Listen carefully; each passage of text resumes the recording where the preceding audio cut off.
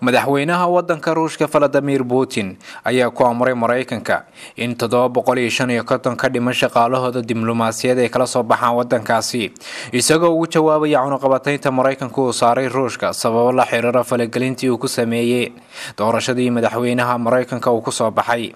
Putin ayaa telefishinka laga leeyahay wadankaasi Ruushka u sheegay in dawladdiisu ay qaadi karto tallaabooyin dheeraad ah oo ay uga argoosanayso Mareykanka balse taasi uu ka soo horjeedo ilaa iyo haatan.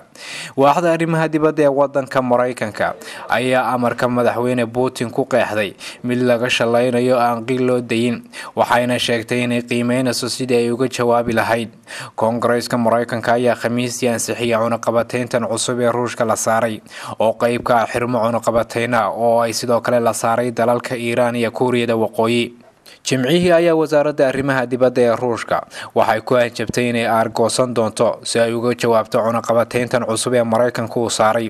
Wasiir ku-xigeenka arrimaha dibadda ee Ruushka Sergey ayaa xadii barnaamijka lagu wareysanayay u sheegay in argoosashada Ruushka ay tahay mid muddo soo daahday. Cunaqabatayntan uu Mareykanku saaray wadanka Ruushka oo ilaa hata ay ansixiyeen aqalka wakiilada iyo kan Koongareeska ee dalka Mareykanka ayaa dhaqan gali doonta marka uu saxiixo madaxweynaha Mareykanka Donald Trump.